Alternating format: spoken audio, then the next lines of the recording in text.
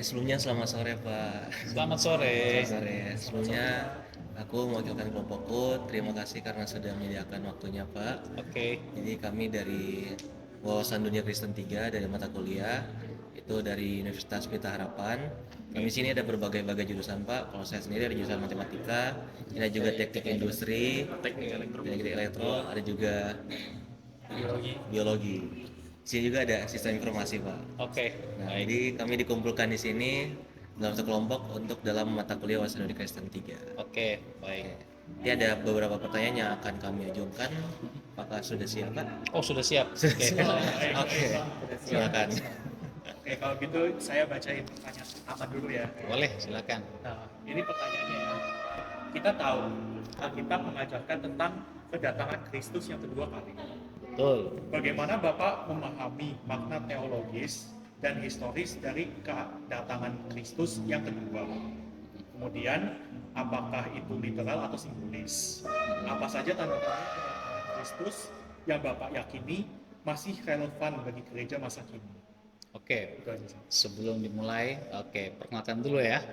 Nama saya Pendeta Muda Nitan Kelisan dari Gereja AFJF Jakarta yang ada di Karawaci. Kalau berbicara tentang kedatangan Yesus kedua kali, itu sudah pasti tertulis dalam Alkitab. Jadi bukan simbolis, bukan cerita dongeng, tetapi sudah pasti. Karena Alkitab pun mencatat dengan jelas di dalam Matius, Markus, Lukas, Yohanes, bahkan Yesus pun berkata, dia pasti akan datang yang kedua kali. Jadi sudah pasti sudah jelas, bukan sekedar ramalan, tetapi sudah satu janji. Jadi kedatangan Tuhan itu adalah satu janji. Jadi kalau bicara tentang kedatangan Yesus dua kali dan juga tentang kerajaan 1000 tahun, itu dua hal yang berkaitan. Tidak bisa dipisahkan, tetapi menjadi satu pesan buat gereja Tuhan bahwa itu sudah pasti terjadi dan akan terjadi. Oke, jadi untuk pertanyaan kedua nih Pak. Ya. Jadi di sini apakah Bapak sering atau jarang menyampaikan kepada jemaat pengajaran itu berdasarkan kedatangan Kristus kedua kalinya? Nah, kalau boleh tahu mengapa Bapak sering atau jarang untuk Nah kalau di dalam gereja kami ini kan di sini tidak khotbahnya itu bukan khotbah yang berdasarkan pesan ikutin viral sana viral sini, tetapi semuanya secara terstruktur, ya kan? Nah, tetapi dalam gereja kami pun juga tetap mengingatkan kepada jemaat bahwa kedatangan Yesus itu pasti terjadi. Jadi tidak jarang, bukan tidak jarang, pasti sering diberitakan. Bukan cuma di ibadah minggu, tetapi di gereja kami juga punya ibadah-ibadah kelompok kecil atau dinamakan I-Care. Saya sambung dengan pertanyaan pertama tadi yang saya lupa sebutkan. Tanda-tanda kedatangan Tuhan Yesus kedua kali itu sudah jelas tertulis. Alkitab mencatat terjadi yang namanya kelaparan yang tidak terkontrol. Terjadi namanya sakit penyakit, munculnya penyakit, teknologi makin berkembang, obat makin banyak, tapi penyakit makin banyak. Itu salah satu tanda yang paling jelas bahwa kedatangan Tuhan sudah mulai dekat yang kedua kali. Nah, yang berikutnya apa? Timbul perang di sana sini. Timbul perang sana sini yang kita tidak bisa tebak negara mana lagi yang akan berperang. Ya kan? Negara mana lagi yang akan berselisih seperti itu. Jadi itu salah satu ciri-ciri yang muncul kedatangan Tuhan yang kedua kali. Jadi kalau dari gereja, apakah gereja kita juga sering mengatakan atau sering memberitakan tentang kedatangan Tuhan? Jawabannya iya. Lanjut ke pertanyaan ketiga Pak. Oke. Bagaimana Bapak dapat menjelaskan konsep akhir zaman dalam terang perjanjian baru kepada jemaat Bapak? Apakah Bapak menjelaskan kepada jemaat bahwa pada akhir zaman akan ada penghakiman terakhir? Siapakah yang akan dihakimi? Bagaimana hubungan antara kasih karunia Allah dan keadilan Allah dalam penghakiman terakhir? Oke. Sekarang ini gereja kita itu masih hidup dalam kasih karunia. Kasih karunia itu masih tetap ada sampai nanti Yesus datang kedua kali. Kasih karunia itu selesai. Artinya begini, selama kita belum meninggal, kita masih hidup dalam kasih karunia. Yesus sudah memberikan kasih karunia-Nya itu adalah buktinya ketika dia mati di kayu salib. Ya kan? Dia bangkit, naik surga, tapi dia bilang kan, nanti aku akan datang kedua kali. Datang kedua kali itu dia sebagai hakim, ya kan? Sebagai hakim. Waktu pertama dia datang sebagai penyelamat, penebus, ya kan? Yang kedua datang sebagai hakim. Nah, Jadi ketika berbicara tentang dia datang kedua kali, dia datang itu sebagai hakim yang adil. Bukan lagi menawarkan, oh kamu masih bisa selamatkan, tidak, tapi datang sebagai hakim yang adil. Karena gereja sudah diberikan kesempatan hidup dalam kasih karunia yang panjang. Sampai sekarang ini, sampai nanti datang yang kali kedua. Kita lanjut Pak, pertanyaannya. Seperti yang di Alkitab kan, waktu Kristus datang kedua kalinya akan terjadi kebangkitan tubuh. Seperti itu.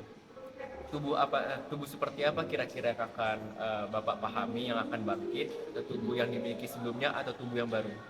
Oke, itu tubuh kemuliaan ya. Jadi bukan tubuh fisik seperti ini. Ya kan? Kalau manusia mati, tubuh dengan jiwa itu selesai. Tapi manusia itu ada namanya roh. Roh manusia itu akan kembali kepada Tuhan. Ya kan? Jadi yang ketika nanti Yesus datang kedua kali, yang bangkit itu adalah tubuh kemuliaan yang Tuhan ciptakan. Kalau kalian tanya seperti apa sih wujudnya, saya tidak bisa jawab. Karena kita belum sampai di situ semuanya, iya kan? Hanya bisa jawab ketika kita sudah di situ. Oke? Nah, jadi ini, saya tidak akan menjawab apa yang tidak tertulis dalam Alkitab.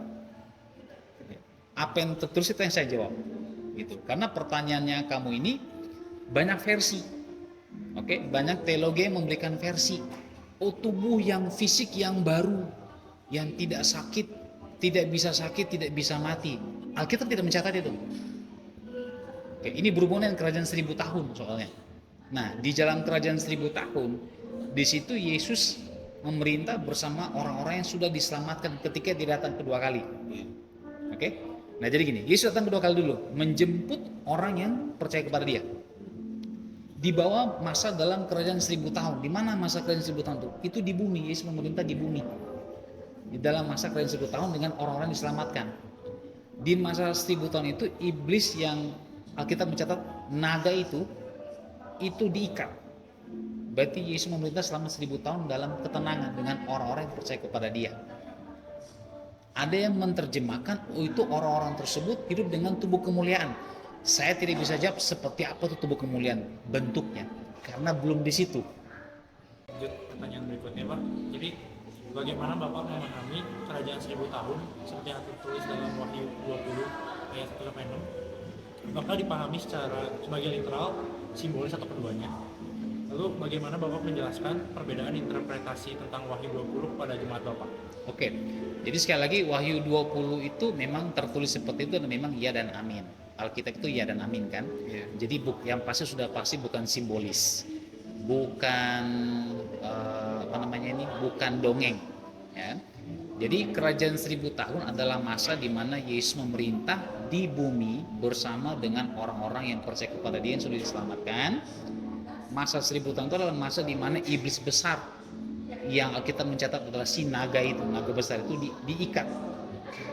Jadi masa 1000 tahun adalah masa di bumi. Setelah selesai masa 1000 tahun, iblis, Alkitab mencatat ya, iblis itu dilepas. Iblis dilepas, diberi kesempatan untuk menyesatkan kembali. Oke, ini Alkitab mencatat, itu di dalam ayat yang ke-7. Disitulah masanya di mana iblis akan menyesatkan orang-orang lain lagi. Setelah selesai itu, barulah masuk namanya penghakiman terakhir, di mana iblis itu akan dihukum, masuk api neraka. Seperti itu. Nah, jadi yang kami jelaskan kepada jemaat Tuhan di sini adalah kerajaan 1000 tahun itu ada. Jadi yang kami tekan pada umat di sini adalah mereka semua di sini ketika sudah percaya Yesus tetaplah setia sampai Yesus datang kedua kali. Sehingga ketika nanti sudah masa kerajaan 1000 tahun ada, semuanya dijemput bergabung dengan Tuhan di dalam masa kerajaan 1000 tahun dan sampai ke Yerusalem baru. Itu di pasal 21. Pertanyaan selanjutnya, dalam perjanjian baru kita tahu bahwa yang paling sering membicarakan soal neraka itu yaitu Tuhan Yesus Kristus sendiri. Nah, jadi pertanyaannya, bagaimana Bapak bisa membicarakan neraka, atau maksudnya bisa mengenai realitas mereka tentang neraka itu? Kemudian, apakah tempat itu literal atau metaforis? Oke. Jadi neraka itu pasti ada karena Yesus sendiri berkata kan di dalam Alkitab seperti itu. Jadi apa yang Yesus katakan itu sudah pasti ada. Alkitab pun itu dari perjanjian lama sampai perjanjian baru itu adalah ya dan amin. Tidak ada yang dikurangi, semuanya sama, tertulis. Jadi neraka itu pasti ada. Nah, jadi kalau di gereja kita pun juga menjelaskan bahwa surga itu nyata, neraka itu nyata. Maka itu ada si iblis kan? Iblis itu akan berada nanti di neraka besar, di neraka kekal. Sorry, saya koreksi, neraka kekal. Kayak api yang kekal akan dihukum di situ. Nah, jemaat Tuhan yang ada di sini, kami pun menekankan fokusnya adalah kepada Tuhan, kepada surga yang kekal. Tidak usah berpikir kepada yang lain, tapi fokusnya pada surga yang kekal. Kami tidak mengajarkan tentang yang namanya neraka atau menakut-nakuti, tanda kutip, umat dengan neraka. Karena di dunia pun sebenarnya sudah seperti neraka.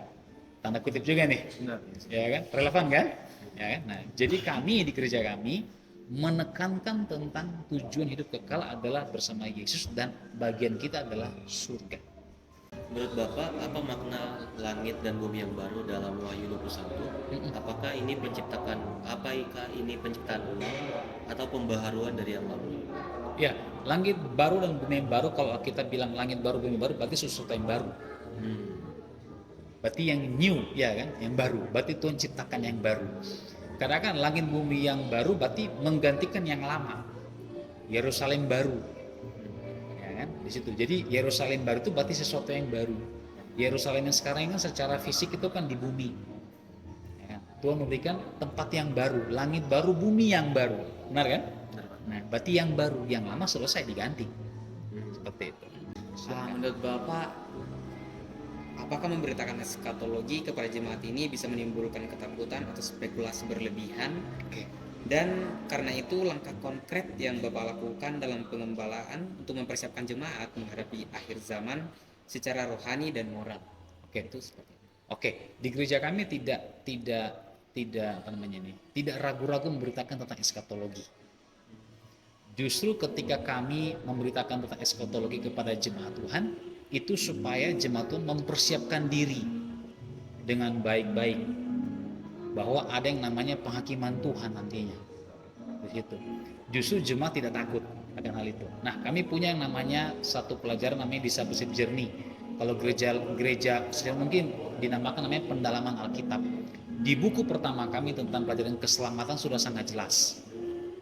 Percaya dalam nama Yesus masuk surga, tidak percaya nama Yesus bagainya pasti neraka, seperti itu. Nah, jadi umat Tuhan di sini dilatih untuk mereka mengejar yang namanya Yesus, mengenal yang namanya Yesus. Seperti itu.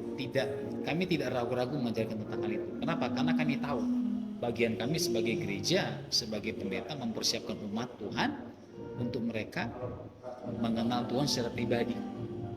Jadi pengajaran di sini sudah pasti valid, back to Bible semuanya. Sorry, tadi tambahkan apa yang kedua tadi? Yang kedua, Ya, pertanyaan berikutnya sambungannya. yang langkah konkret yang Langkah konkretnya, ya langkah konkret tadi kami mengajarkan. Kami setelah- punya kelas-kelas untuk pengajaran tentang pendalaman Alkitab yang saya katakan tadi namanya discipleship journey. Ya, buku pertama kami tentang keselamatan itu valid. CGSL udah pasti, come grow serve lead udah pasti. Seperti itu. Oke, terima kasih. Ada lagi? Next, silakan. Pertanyaan terakhir nih Pak. Oke, silakan. Mohon nasihat Bapak nih untuk kami anak-anak muda sebagai mahasiswa bagaimana seharusnya kami bisa hidup di masa pergantian ini menantikan Kristus. Ya. Fokuskan saja iman matamu, pandanganmu kepada Tuhan. Kejar cita-citamu dengan benar, ya kan? Bergaul dengan komunitas yang benar.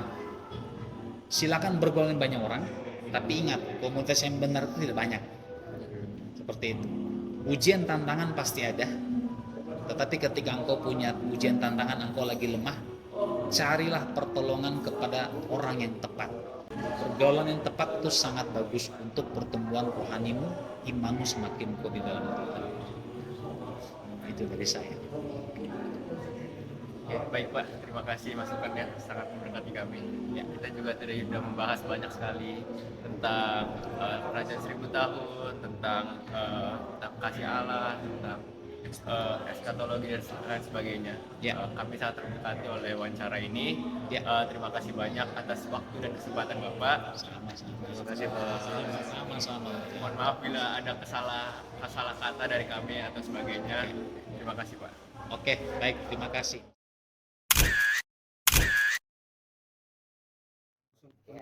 Jadi terima kasih Pastor, kami sudah diterima di sini.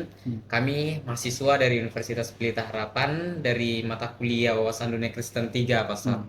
Saat ini kami ada sekitar 10 pertanyaan, jadi Pastor bisa jawab nanti satu-satu. Kita langsung mulai ya dari pertanyaan pertama. Kita tahu Alkitab mengajarkan tentang kedatangan Kristus yang kedua kali. Bagaimana Bapak memahami makna teologis dan historis dari kedatangan Kristus yang kedua? Apakah itu secara literal atau simbolis? Apa saja tanda-tanda kedatangan Kristus yang Bapak yakini masih relevan bagi gereja hingga masa kini? 좋은 질문입니다. Wah, ini pertanyaan yang bagus ya. 기독교에서 예수님의 죽으심과 부활 그리고 재림은 기독교 신앙에 있어서 근본입니다. Jadi sebenarnya kematian Yesus, kebangkitan Yesus, dan kedatangan Yesus yang kedua kali itu sebenarnya adalah suatu dasar penting di dalam 요한복음 kekristenan kita. 요한복음 14장 1절에서 3절에 예수님께서 우리의 거처를 예비하시고 다시 오신다고 말씀하셨습니다. Kalau kita lihat dalam Yohanes 14 ayat 1 sampai 3, itu Tuhan Yesus berbicara sendiri bahwa Dia akan menyediakan tempat bagi kita dan Dia akan datang kembali. 사도행전 1장 9절에서 11절에도 말씀하고 있습니다. Juga ada bukti lain di Kisah Rasul 1 ayat 9 sampai 11. Tuhan Yesus juga mengatakan sesuatu di situ. 예수님께서 승천하시고 하늘로 올라가심을 본 그대로 오시리라 하셨습니다. Jadi pada saat Tuhan Yesus naik ke sorga, Tuhan Yesus berkata bahwa aku akan datang kembali dengan cara yang sama seperti saat kamu melihat aku naik ke sorga. 예수님이 오실 때 징후에 대해서도 성경에 말씀하고 있습니다. Jadi sebenarnya ada, memang Alkitab berbicara juga ya tentang tanda-tanda kedatangan Kristus. 마태복음 24장 4절에서 14절까지 말씀에 기록되어 있습니다. Jadi kita bisa lihat tanda-tanda itu, contohnya dalam Matius 24 ayat 4 sampai 14. 말세에 많은 기근과 재난이 일어난다라고 말씀하셨습니다. Ini berbicara tentang kesudahan zaman, akhir zaman, bahwa akan terjadi banyak kelaparan dan gempa bumi. 하지만 천국 복음이 모든 민족에게 전거되고 난 이후에 오실 것이라고 말씀하셨습니다. Tapi setelah itu firman Tuhan berkata bahwa kesudahan zaman ini akan terjadi setelah Injil sudah diberitakan ke seluruh dunia. 우리는 성경 말씀을 믿습니다. Dan kita sebagai orang Kristen itu percaya tentang Alkitab, apa kata Alkitab. 오늘날 교회들도 이 사실을 믿고 기다리는 것입니다. Dan begitulah gereja-gereja saat ini percaya kata Alkitab dan hidup dalam kepercayaan itu. Oke, jadi untuk pertanyaan kedua, Pastor. Jadi, apakah Pastor sering atau jarang menyampaikan kepada jemaat Pastor untuk pengajaran kemendesakan kedatangan Kristus kedua kalinya? 저희 교회는 예수님의 죽으심과 부활과 재림에 대해서 항상 말씀을 하고 있습니다. Jadi sebenarnya di gereja kami tentu saja selalu menyampaikan firman Tuhan tentang kematian Yesus, kebangkitan Yesus, dan kedatangan Tuhan Yesus yang kedua kali. 초대교회 신앙은 마라나타 신앙이었어요. Kalau kita belajar dari gereja mula-mula itu punya iman Maranatha. 마라나타 뜻은 주 예수여 오시옵소서. Apa arti Maranatha? Maranatha itu artinya adalah Yesus, ya Tuhan, datanglah kembali. 고린도전서 16장 22절에 바울의 고백입니다. Buktinya ada di 1 Korintus 16 ayat 22. 우리 주여 오시옵소서. Jadi di situ berkata pengakuan Paulus Maranatha.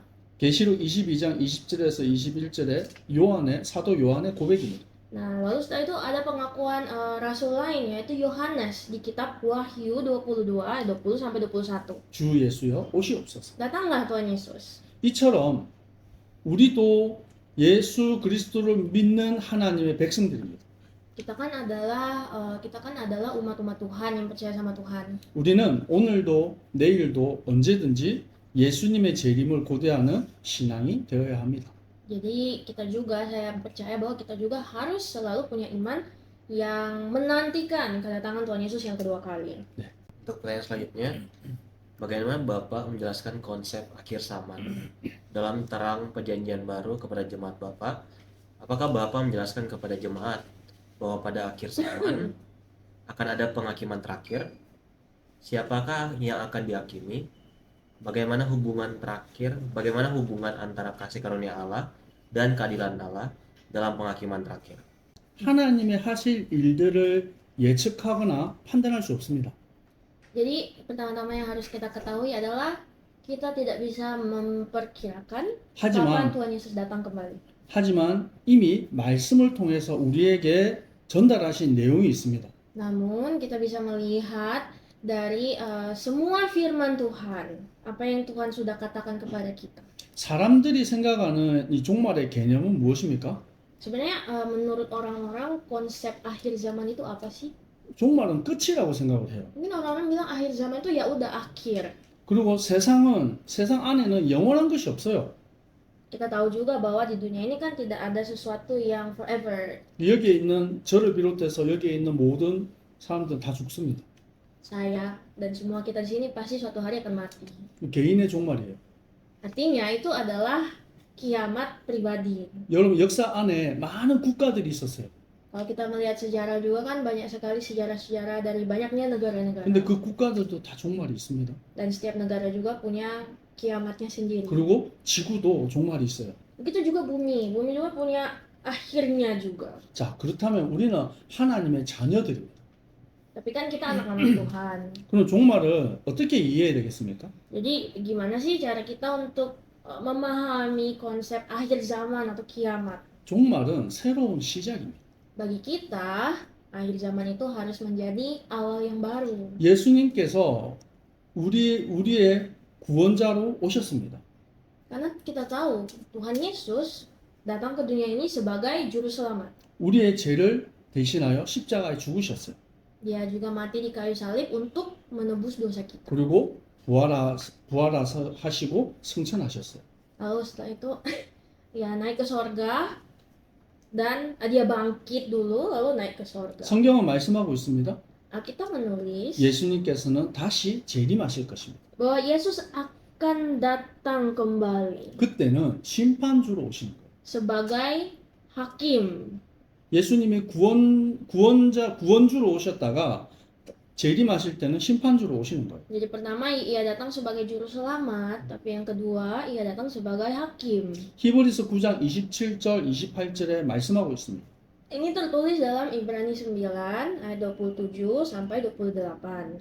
모든 사람에게는 다 죽음이 있어요. Bahwa semua manusia pasti mati suatu 죽음 hari. 이후에는 심판이 있다라고 말씀하십니다. Dan ayat ini dengan jelas berkata semua orang yang mati itu jelas akan dihakimi. 하지만 우리는 두렵지 않아요.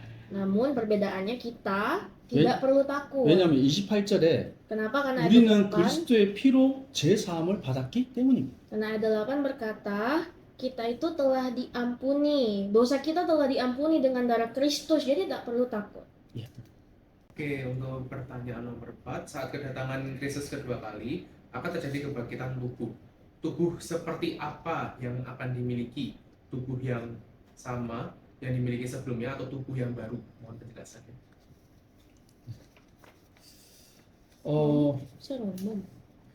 자, 이것은 우리는 예수님의 모습, 예수님께서 부활하신 예수님의 모습을 통해서 우리는 이해할 수 있습니다.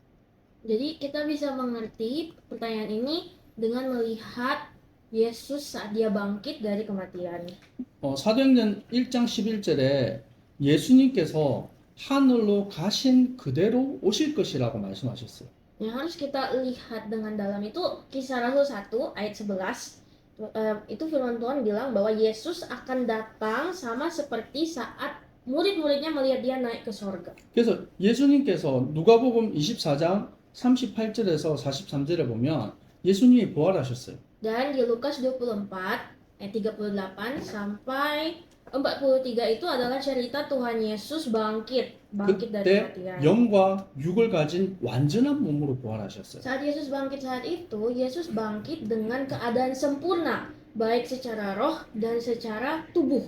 자, 고린도전서 15장 50절에서 54절에 말씀하고 있어요. Dalam 1 Korintus 15 ayat 50 sampai 54, firman Tuhan berkata begini. 마지막 나팔이 울릴 때에 썩지 않는 변화된 몸으로 살아날 것을 말씀하고 있습니다. Kita bisa lihat bukti yang lain berkata begini. Ketika bersuara nafir yang terakhir, semua manusia akan dibangkitkan dalam keadaan yang tidak dapat binasa dan semua akan diubah. 우리는 말씀대로 될 것을 믿습니다.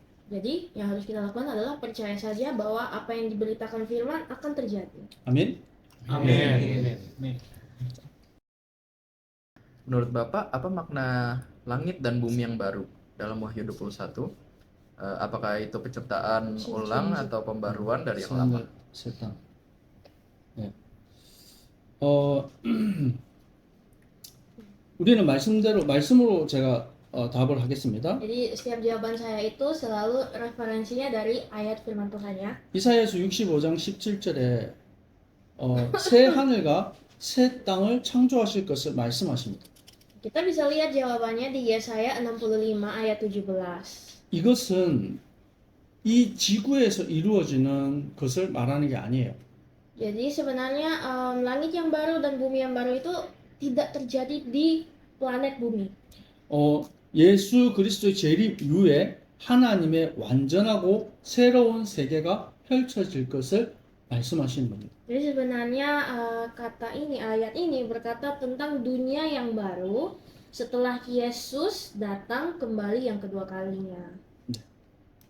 Selanjutnya Pastor, menurut Pastor apakah memberitakan eskatologi nomor 9 Pastor? 9. 오케이. 9. Eskatologi. Tentang eskatologi kepada jemaat bisa menimbulkan ketakutan atau spekulasi berlebihan, dan karena itu apa langkah konkret Pastor untuk penggembalaan untuk mempersiapkan jemaat menghadapi akhir zaman secara rohani dan moral? 좋은 질문입니다. Ini pertanyaan yang bagus sebenarnya. 종말과 심판은 반드시 이루어지는 영적인 사실입니다. Sebenarnya penghakiman dan akhir zaman ini adalah fakta rohani yang pasti akan terjadi. 근데 사람들은 이 종말이라는 단어 자체를 좋아하지 않습니다. Tapi secara harfiah orang-orang sangat tidak suka dengan kata kiamat.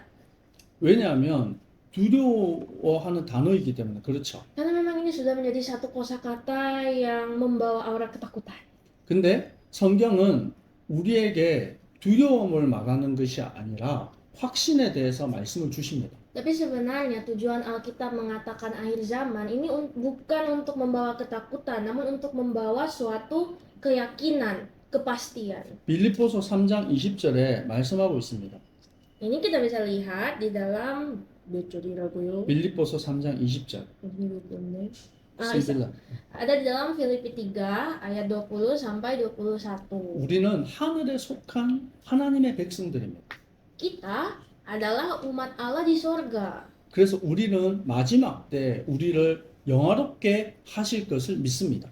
Dan kita percaya bahwa pasti Tuhan akan memuliakan kita pada kesudahan dunia, itu ayat itu katakan. 그래서 예수님의 재림은 두려움이 아닙니다. Jadi eskatologi, kedatangan Yesus yang kedua kali itu semata-mata bukan suatu ketakutan. 결혼한 신부가 신랑을 기다리는 것과 같아요. Itu kita harus seperti seorang pengantin perempuan yang menantikan pengantin pria. 그것은 기대와 소망입니다. Yaitu yang penuh dengan pengharapan, penuh dengan penantian. 여러분이 그 확신을 가졌으면 좋겠습니다. Jadi saya harap kalian juga menantikan kedatangan Tuhan itu seperti itu. 수다. Satu lagi. Terakhir, jadi kami meminta nasihat pastor buat kami sebagai orang-orang muda atau mahasiswa, bagaimana Maaf, Ulang deh Om. Iya, ya. boleh. Jadi kita mau meminta nasihat kepada pastor. Jadi sebagai orang anak-anak muda atau mahasiswa, bagaimana seharusnya kami hidup dalam masa penantian akan kedatangan Kristus yang kedua kali? 자, 방금 제가 마태복음 25장에 대한 부분들을 말씀을 드렸어요. 마태복음 25장에 대한 내용을 말씀드렸습니다. 어디요? 다시 하겠습니다. 똑같이 통역해 주면 됩니다. Kak, 어떤 뭐지? Ini. Maaf, jadi sebenarnya ada di dalam Matius pasal 25 tadi menantikan kedatangan pengantin peri, yaitu ada di pasal 25 Matius. 그리스도를 재림하시는 그리스도를 기다리는 주님의 백성들을 비추어서 말하고 있는 거예요. Jadi sebenarnya perumpamaan yang ada di Matius pasal 25 itu bercerita tentang kedatangan Tuhan Yesus yang kedua kali. 마태복음 25장은 등불에 기름을 준비하고 신랑을 기다리는 신부와 같은 마음이에요. Jadi sebenarnya anak-anak darah yang menantikan kedatangan pengantin pria dengan minyak dalam pelitannya itu sebenarnya seperti orang-orang Kristen yang menantikan kedatangan Tuhan dan 주님의 bersedia. 여러분 청년들입니다. Kalian kan adalah anak-anak muda. 여러분은 소망하는 마음을 가지고 또 주님의 날을 기다리면서 살아야 하는 것입니다. Jadi ajakan saya untuk kalian, nantikanlah kedatangan Tuhan Yesus yang kedua itu dengan penuh harapan. 시편 110편 3절에 말씀하고 있습니다. Di dalam Mazmur 110 ayat 3 주님의 권능의 날이 임하게 될 것입니다. bahwa sebenarnya hari Tuhan itu akan hadir di bumi ini. 이때 새벽 이슬 같은 주님의 청년들이 주님께 나아가게 되는 거예요. Dan kita sebagai anak-anak muda, remaja-remaja seperti embun harus maju dan berdiri di hadapan Tuhan. 여러분은 새벽 이슬과 같은 청년들입니다. Jadi kalian itu sebenarnya adalah seperti para kandungan fajar tampil bagimu ke remaja. Jadi kalian adalah seperti embun-embun. 여러분은 remaja. 하나님의 소망이고 하나님의 축복입니다. Jadi remaja, kalian harus menjadi remaja, pemuda-pemuda seperti embun, seperti itu. Udah jelas. Iya, iya. Jadinya ini pastor, ibu, 미스 ya ini Dengan kakak aja. ya ada kata. Ya kami mengucapkan terima kasih yang sebesar-besarnya ya karena telah menerima kami, kelompok kami. Kamsahamnida. Kamsahamnida. Dalam kegiatan wawancara pada hari ini ya. Mudah-mudahan kegiatan wawancara ini berguna demi menumbuhkan iman kami ya, terutama buat anak-anak muda, mahasiswa, dan kecintaan kami akan Yesus Kristus. Jadinya untuk ini sekali lagi ya, kami dari mata kuliah wawasan dunia Kristen 3 dari UPH mengucapkan terima kasih yang sebesar-besarnya kepada pastor, kepada kakak ya, karena telah 네. 수다 cukup? 그러면 우리 기도 한번 합시다. Saya mau berdoa. 하나님 아버지 감사합니다. Tuhan, Bapa kami, terima kasih. 하나님 우리 우빼아 우리 청년들을 주님 축복하여 주시옵소서. Tuhan, berkatilah para pemuda-pemuda mahasiswa UPH ini. 이들이 지식도 키우지만 신앙도 자랄 수 있도록 주님 축복하여 주옵소서.